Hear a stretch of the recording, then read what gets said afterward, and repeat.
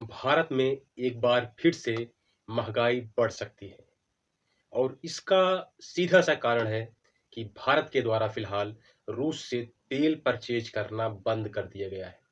लेकिन ये जो मैं बोल रहा हूँ कि भारत के द्वारा रूस से तेल परचेज करना बंद कर दिया गया है, ये एक तरीके का आधा सच है।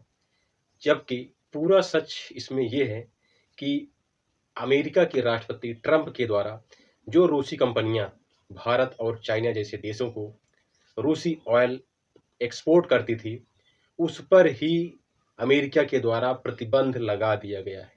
यानी कि सीधे तौर पर भारत के द्वारा रूसी तेल लेने से बिल्कुल भी मना नहीं किया गया।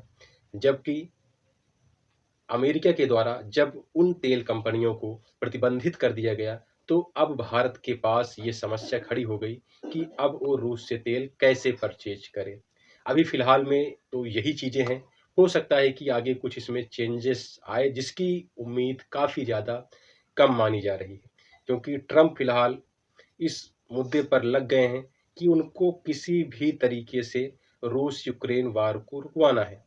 एक इंटरव्यू में उनसे पूछा भी गया कि अगर इसके बाद भी रूस यूक्रेन से वार खत्म नहीं करता, तो आप क्या करेंगे?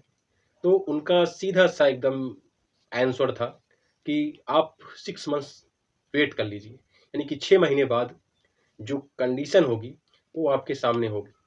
तो इस तरीके की चीज़ें हो चुकी हैं और इसका असर भारत पे सीधे तौर पर पड़ने वाला है। क्योंकि भारत में लगभग हर वो चीज़ें एक्सपोर्ट यानी कि ट्रांसपोर्टेशन यूज होता है, जो चीज़ें भारत में लोग ज़्यादातर उपयोग करते हैं।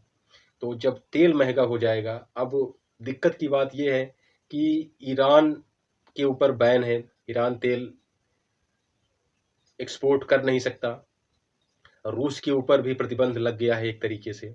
वेनेजुएला तेल एक्सपोर्ट कर नहीं सकता। तो अब तेल की जो डिमांड है, वो सप्लाई है, वो किस तरीके से पूरी होगी, ये भी देखना काफ़ी इंटरेस्टिंग होने वाला है कि कैसे आखिर ये सप्लाई पूरी होती है।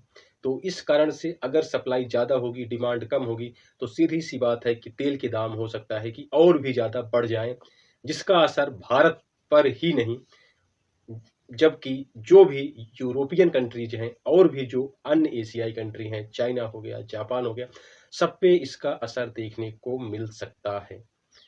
और आने वाले कुछ टाइम में क्लियर हो जाएगा कि क्या भारत पूरी तरीके से रूस से तेल लेना बंद कर देता है। अगर ऐसा होता है तो निश्चित तौर पर भारत में महंगाई का एक बड़ा बूम आने वाला है।